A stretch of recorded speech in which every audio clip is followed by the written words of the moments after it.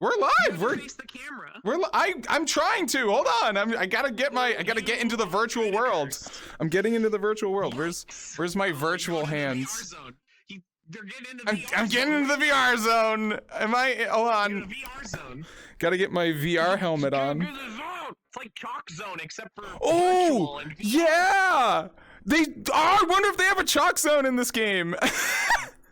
I hope so. The drawing thing? Yeah.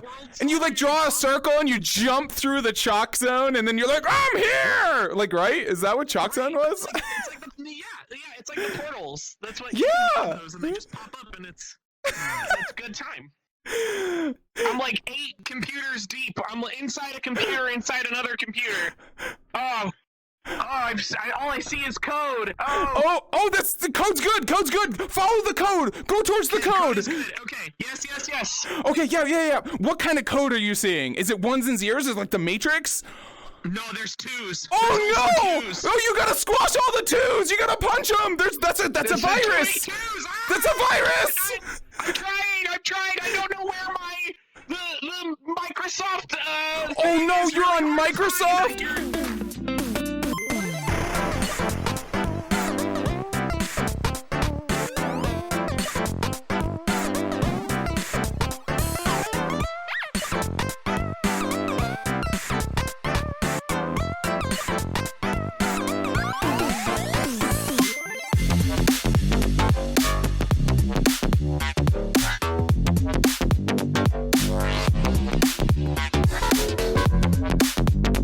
Okay, we're good. Let's get started, everyone. We're talking about animations. So, we're talking about animation. I'm sure there's a ton of people in chat who are also really interested in this topic, and they could be potentially really interested enough that they want to do it as a full-time job. They want to do it as a profession. Animation as a profession. What does it take to become an animator, or even just a furry animator? What did you do? How did you get to this point? So I went to school for animation. I went to lovely Ball State University, chirp chirp, Cardinals, always very good. But that's not the only way that you have to go about, with the bird. I went to school for 4 years. But if you want to just do it like as a hobby or get started, the best way to start animating is to just pick it up, try to do something, whether it be like Captain Underpants style flip-o-rama. Oh yeah. Do you ever do those? Yeah, like a little flip book or something. Yeah. Right. Like anything along those lines. Just the biggest thing is honestly getting started, because it takes a lot of practice and it also takes a lot of patience. And as we will learn, it takes a lot of balls. It does take a lot of balls, and we'll get to what that means, folks. I'm sure a lot of you are really interested on what that sentence even means in animation, but it takes a lot of balls. Right. It does. Right. I think you just hooked half the stream right there. Good job. You can get into animations by doing it yourself, kind of like a self-startup, but you can also go to school and you can learn like a formal education on the topic. And that's good, because you have options out there. You can probably do it yourself and see if that's something you're really interested in. And before you spend millions of dollars going to college, that makes a lot of sense. Yes. Now, because I knew before that I wanted to go. So I went to college and I took the time to study, and it was great. See, that worked out. You figured it out. Right. And that's good for everyone who doesn't even know what they want to do. Maybe you draw a lot, so maybe animation is the next step for your drawing routine. Like that's something you should try out. And now you might be thinking, you're like, well, Adler, JFET, I don't want to go work for Disney and draw cartoons and stuff, but animations are everywhere. They're not just on the movie screen. You can get animations on almost every little piece of your life. Do you have any examples of like where you would see an animation other than like a Disney movie? A lot of times people don't like, this is the weirdest one for me, but like there are a lot of medical procedures that have a like animation side to it too. So like if you're like, hi, we're gonna take out your heart and put a different one in or something, they will like show an animation of how that's done to both teach people and also to explain what is happening. So like that was one. There's also advertisements. There's people put stuff like on, I've seen people do TikTok animations and stuff, put them up there, really aesthetic. We've got like things that are also animation are like those procedurally generated like goo that falls down on stuff, or like Jello, like all that kind of stuff is animation also. And it doesn't have to just be I'm drawing with a pen and a paper and I'm gonna draw a fox or something. You know, it can be there's all sorts of different types of animation out there. Yeah, and that's a really good point. So like if you're not into like traditional drawing or even digital drawing, maybe you're into 3D stuff. Maybe you want to make a video game. That takes animations. There's animations in so many aspects of your life and you might not even notice it. Even shopping on like, dare I say, Amazon.com. You click on buttons and things on Amazon, animations, things move, things pop up. You have little sprites that do little things and add some excitement. So many things have animations and you don't even realize it. It's so important in this world. And that's a perfect segue into our topic for the next X amount of time on the stream. We're going to be talking about the 12 principles of animation. So to explain what this is a PowerPoint. I hope you can hear. Hello, can you hear me? This is a PowerPoint that I do at all sorts of different conventions. I think this will be probably the 5th time that I have done it, and probably like the 4th time that JFET has seen it. So you might have seen it before. If not, this is your first introduction to it. It's wonderful. But not in VR. Get started. All right, let's talk about animations. Let's do it. Let's talk about the 12 principles. Okay. All right, chat, we got it. Let's go. Come on. All right, you ready? Yeah, so this is the first slide. This is slide 1. This is the slide that starts all of them. Great. Get it out of here. The sky. It's beautiful. If you haven't seen what the sky looks like, we got the sky. We got it. Right. Here it is. Hey, everybody. Hi. It's Adler. That's him. That's me. Here I am. Hi, everybody. Here's the sky again. We love skies. For those of you who don't know, I'm a YouTube animator. We kind of talked about that a little bit earlier, but I do animations on YouTube. I put them there. That is the platform in which I use to animate. So it's pretty great. For everybody who doesn't also know, I also do bargain item reviews. They're great. They're very great. Fun, very good. And then also, I'm a bird. So last year, which mind you, this presentation was made for 2019, so this was actually for 2018. But at MFF, I had people come up after my first presentation and say, look, do you have to bring it up closer? Yeah, I can bring it closer. I can do whatever I want. This was at MFF. I had multiple people after that first panel go, hey, I really liked your panel, but you didn't teach me animation. And so I kind of felt bad. So I made this PowerPoint. So now we're going to actually teach animation. Be free. Finally, an entire year, and at this point, like almost 3 years in the making. Are you ready to finally learn animation principles? Are you ready, chat? Are you ready? I want to see it in chat. Animation is creating the illusion of movement and light. Whoa! It's that simple? That's Simple. I got attacked by a previous slide. It's that simple. That's all animation is. It's just making things look like they're Wait, alive. hold on to that slide. No! So one of the things about animation is that apparently all the animation that we as furries like to consume is only ever foxes, because all the really good Was that my cue? Was that my cue? Yeah, that was your cue. Oh, that's my cue! They're only ever foxes! Like these foxes. You've got Nick Wilde, you've got the classic Robin Hood, and then you have that's not Christopherson, that's Mr. Fox's son. Yeah, yeah. Oh my gosh, what's his Stanley? Yeah, yeah, sure it is. Just chat doesn't know. Be thinking about that for the next 45 minutes. Yeah, so the main thing about oh yes, I know what it was, but yeah, okay. Oh, the fox name is Ash, by the way. What does animation take, Adler? Animation takes a lot of time. As you know, if you already follow my stuff, it takes a very long time to get animations done, and that's totally fine. But if you're getting into it now, remember, it takes a good amount of time to get it done. It also takes a lot of practice. if your first animation turns out not wonderful, well, that's okay, because the next one will be just a little bit more wonderful than that one. And it takes a lot of balls, which we talked about earlier. If this slide doesn't pique your interest and get you to stay and hang out for a little bit, I don't know what else will. So, we'll explain this in a minute. It takes a lot of ball bounces.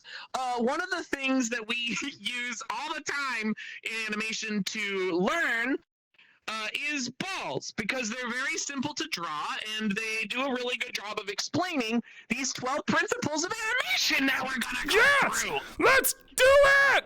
Here's some old men. But that's a lot of old men. Does anyone in chat recognize these old men? 5, 6, 7, 8, 9 old men. Does anyone know? These are like your grandparents or something? Does anyone have a connection with these old men? Do you know who they are? You get 5 internet points if you know who these old men are. Come on, so we got some wild guest chat. Who do we got? Who we got? This one's got a pink shirt. It's not Walt Disney, but it is Disney's 9 old men.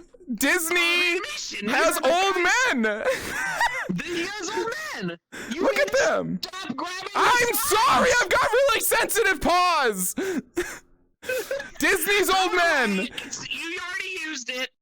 It's gone. Anyway, these are the guys who took animation from being Steamboat Willie and took it into just more foxes. Look at this. More foxes, folks. These 9 old men literally created the furry fandom. These are Disney's 9 old men, but today we're specifically going to be talking about this one. This old man. This one. These old men.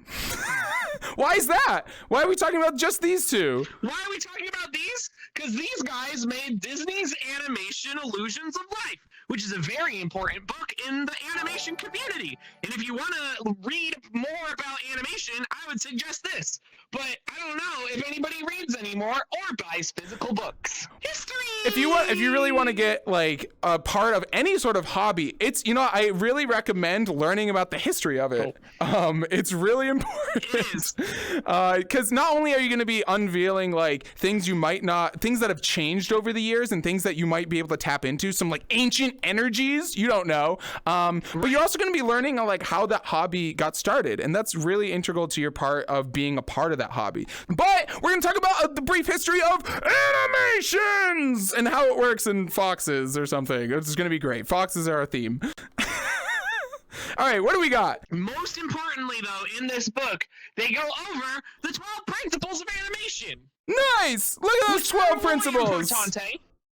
Right, they're very, very important. So let's go ahead and get started. Please say Sassafastasa. Sassafastasa. What? All right, well, what is Sassafastasa? That is a lot of S's. It's a lot of S's.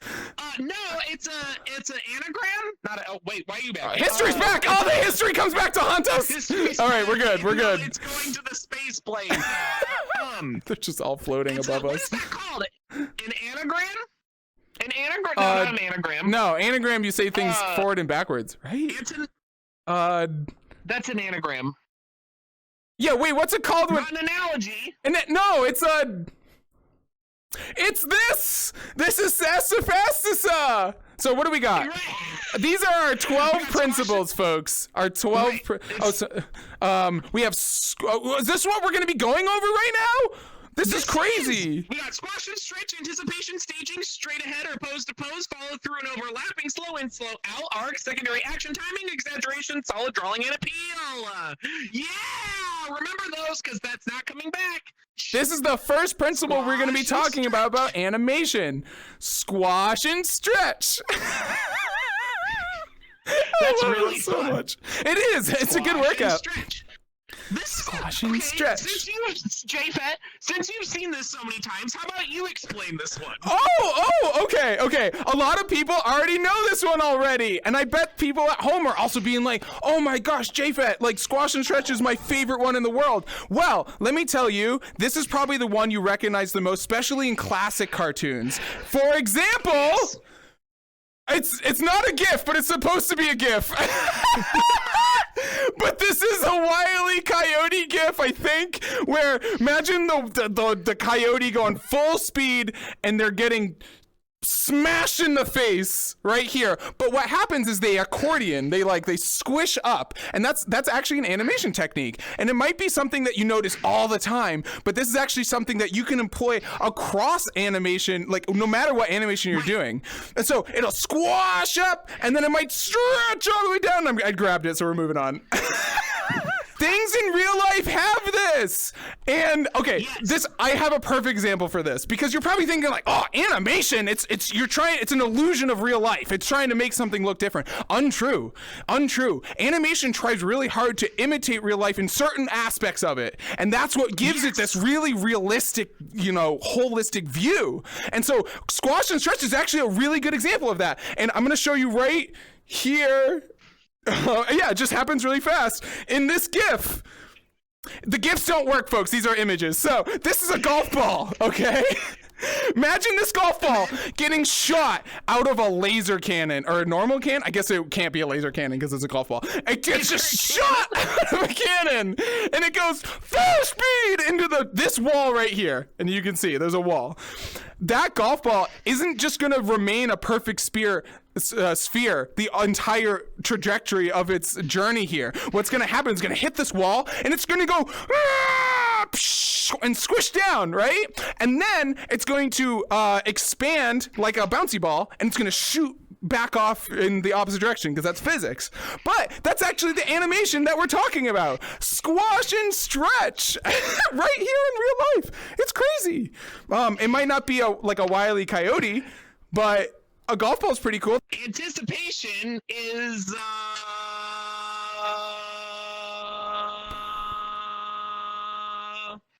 that's it. That's what it is. You just got anticipated by the master. You got it. So why is this a principle? What is this? Well, the reason why this is a principle is because it gives the audience a little bit of time to process what has happened before the action happens, and it kind of exemplifies the action. This is kind of like how rests are important in music, because part of it is that we want to feel the things that are happening, and it just makes it more fun, honestly, to watch. So a really good example is Wile E. Coyote. Again, it's always these classics, but Wile E. Coyote coming out of like this picture frame, then standing here and then falling. Staging is where things are placed in the shot, and this is really important because you want to bring attention to the things that are important in your animations. Does anybody know who this guy is? So this is Alfred Hitchcock, and he has a very important rule called Hitchcock's rule, which is if you don't know who he is, he made a movie about birds. Birds. Really? Yeah, birds again. Dislike that movie because it ruined my life. Staging is the size of an object in your frame should be proportional to its importance to the story at that time. Alfred Hitchcock. That's Hitchcock's rule. Are there any real life examples of staging that are outside of animation? I honestly, like, even just, I know it's like an analogous word, but like, if you go to a play, they always have like the people who are speaking with lights on them, and they're standing in front of the stage, and they're the focus that the audience is all, like, their eyes are all locked on. That is an example of real life staging. That is. What do you think the most important thing is in this shot, J-Fet? Mug, final answer. It is the mug. Woo! In this Alfred Hitchcock short, this mug has poison in it. What? And the audience knows that, but the characters don't. So oh my gosh, you can't smell that? That there's poison. All right, we're moving on to the next principle. Right, principle number 4. Please say straight ahead or pose to pose action. These two sound a lot alike, but one is basically impromptu animation. So kind of what we're doing now, honestly, where we're like kind of making this up of what we're doing as we go along. And then the other is planned animation. So you would go in and you would put keyframes in and plan everything out instead of just starting at the start and going forward. Or, this one would be you draw everything out first and then move after that. My personal preference is doing pose to pose because for me, it's easier to visualize the entire sequence instead of just going blindly forward.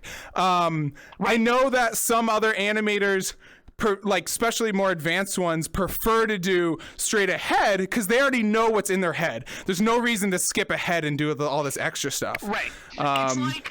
It's kind of like how some artists, when you watch them, they can just start a drawing and just like fully render the head and then move forward. It's crazy. And then It's crazy. Stretched or right. How do they do that? It's a very similar thing. I don't do that. I sketch everything out and then you carve it out. It's the same thing in animation, but they have words for it. They have words for it instead of just kind of making it up. Follow through and overlap. It's such a drag. But if you're an animation person, that was a joke for you. Because follow through and overlap is also called drag.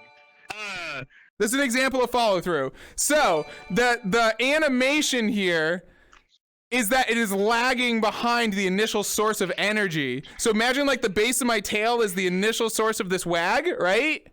Now, see the tip of the tail is going way past in a super exaggerated motion past where the base of the tail is. And you can see the same thing with the ears. So the base of the ear, if we wiggle it, whoa, the tip of the ear is going way crazy ear wags. That's what we got with our follow through and overlapping actions.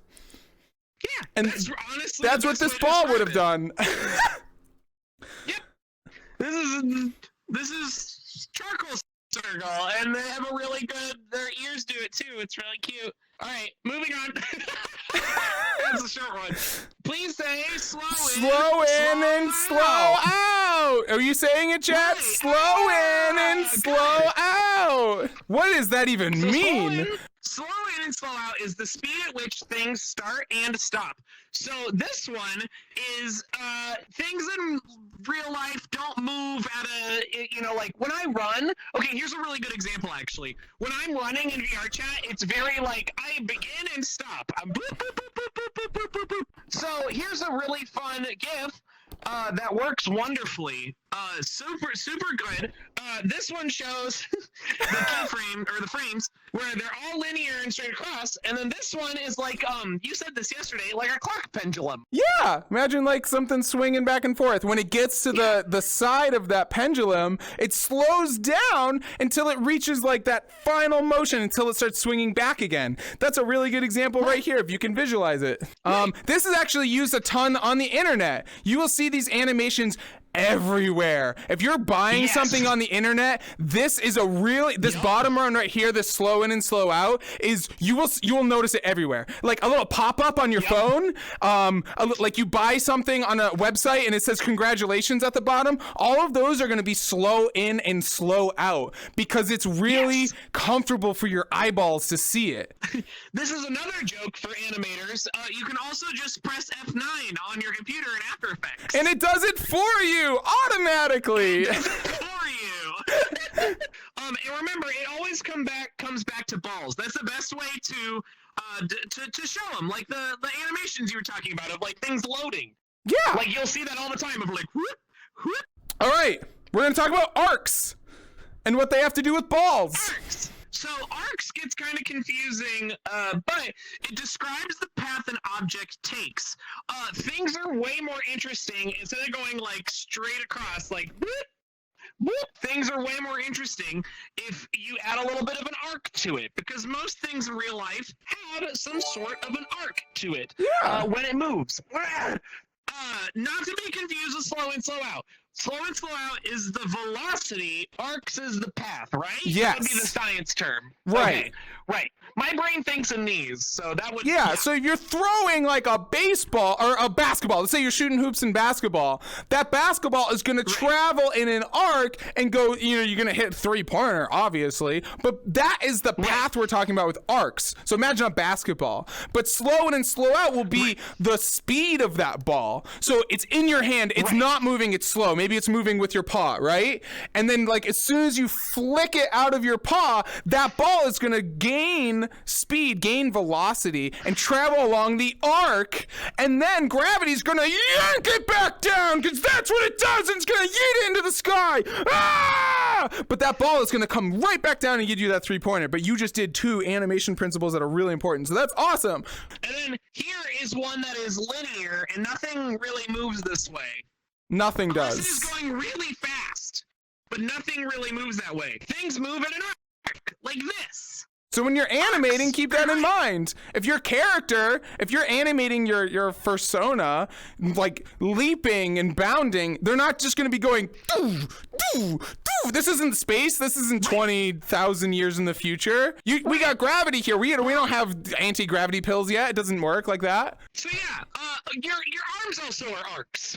Like your arms, when you're walking, don't go like this. They go like this. Unless you're a dancer.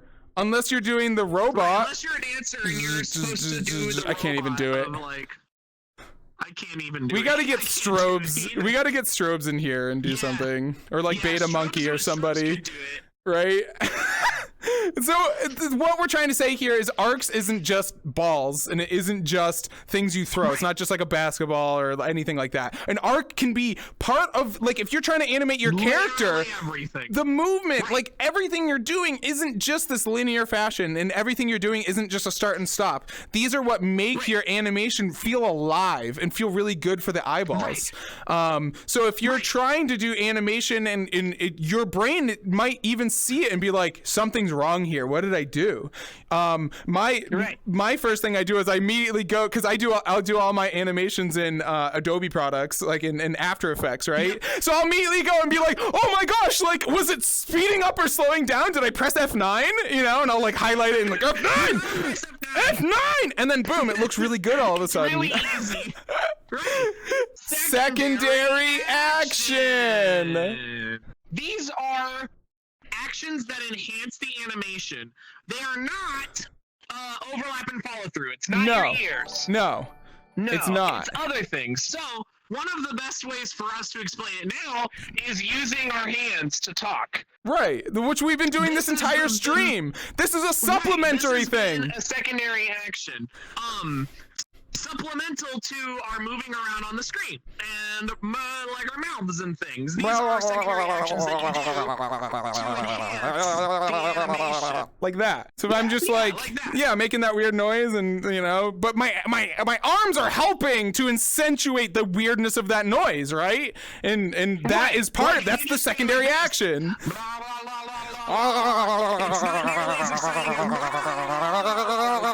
See that? If I do it without the arms, it's kind of boring, and that's actually a really good fursuiting technique. It is, because like when you're fursuiting, and we talked about this with Gail a couple weeks ago, folks, but it actually a lot of these principles we're learning with animation can be directly translated into fursuit performance. So for example, we have in the Pixar short, the little lamp is the main action. That is the main thing that is happening. But the big lamp moves around and like kind of points you. Yeah, he's like looking at him. You need to be watching. Right. But the main lamp isn't, important really to the story. The whole story could happen with the little lamp without it. But the big lamp kind of accentuates what's going on. It's very important. Secondary action. This is really important. Your secondary action should not be more interesting than what the primary action is. So like if you're talking to someone, you're not going to be flailing your arms in front of their face and trying to have a normal conversation, because your secondary action all of a sudden is probably way more interesting than what you're saying to them, right? So it's the same thing here. Your secondary action is to supplement. It's supposed to support and highlight. It's the contrast. It's supposed to really show that your primary action is the most important thing that your viewer should be focusing on. Timing. What is timing? Timing is the pace of the actions. So, what's timing? What time is it? Yeah, what timing? What does timing even mean? What's that have to do with animation? This is not the velocity, so this isn't slow in, slow out. This is the pace of the actions. So this would be like jumping, then awaiting, and then you might run. This is more broad than just how something moves. This is like how the entirety of the action looks. This is sort of the staging of like slow in, slow out. What's the difference between timing and anticipation? The anticipate. Wow, that's a really good question, actually. Anticipation is more. Okay, I'll do this. Anticipation is more the rest. This is the actual timing of how fast it takes. Okay, that makes a lot of sense. In the music term, these are the notes, and anticipation would be the rests. Okay, so timing, like for Star Wars, when they're doing like a fighting action, they're gonna do it fast because it's got energy, it's got force to it. But when they're just doing that like Jedi mind tricks take mental energy and they're not fast and quick, they take time. So if they're doing Jedi mind tricks, you're gonna have a different timing than if I was just gonna blast you in the cantina. Right? Different. Exactly. Yes. Different. That would be. Yes. Right. Different. Yeah. Again, it's not slow in and slow out. It's not that one. Not the same thing. Not that. Less how fast. More how fast paced. So timing. Are you paying attention? This is on the quiz. Right. So as an example, this is going to be the shortest principle we talk about. Oh no, I grabbed exaggeration. Exaggeration, which is my absolute favorite thing in the animation world, because I am a very exaggerated person and personality. So this one I connect with on a spiritual level. It is. Oh boy, this one's a fun one. It is. What do we got? What's next? Normal things in life. Yeah, what normal things in life are boring? Like coffee machines, those are boring. Doing taxes, that's boring. Taxes are boring. All the crumbled up chips at the bottom of a potato chip bag, that's the most boring thing. Oh my gosh. Oh, I just want one full chip, please. Awful. So, what do we do about it? What do we do about the boring things in life, chat? Well... So... Okay. So there's a difference. Okay, do a boring pose right now. Okay, now do a really exagerated pose. Whoa! I'm standing still in a tornado. Right, that's way more interesting than the boring standing here like this. This is boring. Yeah, that's so boring. Look at that. Look at this. Look, we're doing a funny dance, especially when Adler's talking and I'm wiggling around constantly because it's not boring. See, that's important. The exaggeration's really important, folks. It's very important. So this one is weird because it doesn't translate super well into now, but it's kind of everything has weight and space. Being able to draw characters as if in 3D, meaning they have weight and they have dimension, such as the third one, which is very important. Which is what we are right now. Right. And again, this one hasn't aged super well, but we're going to go ahead and just kind of explain it as we go on. One of a really good, like one of my favorite animations, which is Catstone Dance, has a lot of this. It has a lot of weight, and the characters seem like they're in 3D, but they're all 2D cells, and it's crazy. Super good. Appeal! Appeal! What's appeal mean? What's appeal mean? It's, you know what it means. It looks good. Appeal's just, it looks good. That makes sense. If you look at the Rugrats, they're really ugly. Yeah, these are terrible. They're terrible, but they had like 8 seasons and like 6 movies. But like, if you look at them, they have a weird appeal to them. But it works still because they're all kind of similar, but it still works. The Rugrats has a very, very good appeal. Like, look at Reptar. He's so cute. I love Reptar. Look at Reptar. Look at that little dance. Reptar's wonderful.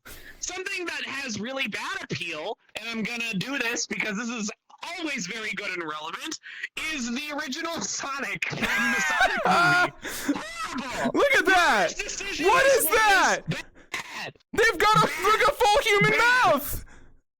That Sonic goes to the dentist. Right. Sonic goes to the dentist. This is much better. This makes way more sense.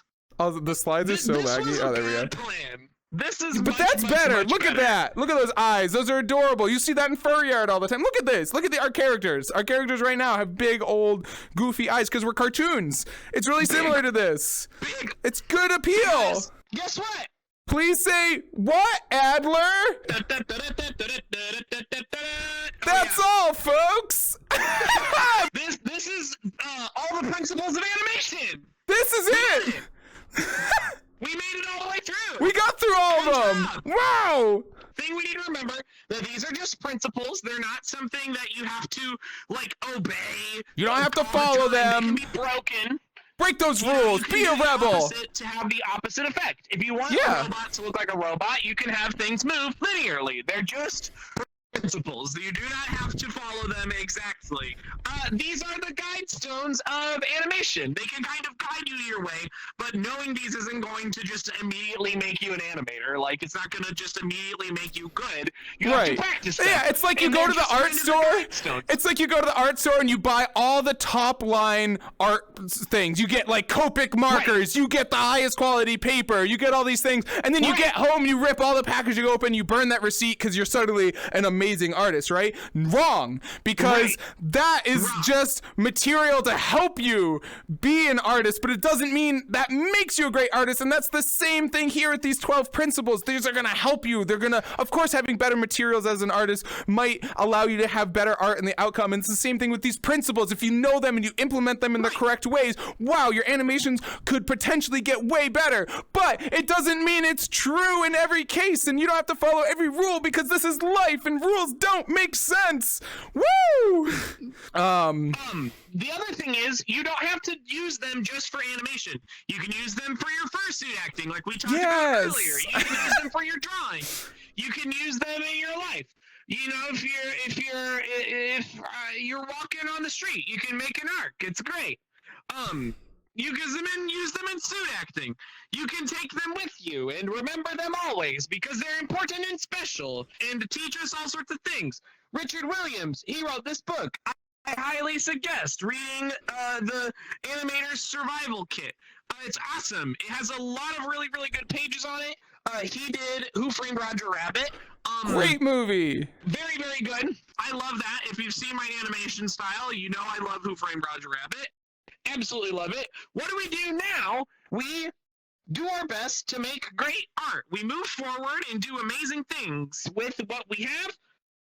And we hold the guidebook for the next generation of animation in our hands, because it's up to us to keep it going. And that's very super exciting. It's up to us to keep up this illusion that we call life. Especially, this is very true as of right now. Yeah, too. seriously. As we're in an illusion of life. The world is. Thank you for coming to my TED Talk. And help someone smile today. Yeah, make them smile. And of course, thank you so much, Vilks, for being our stream manager and helping all this be super legit as well.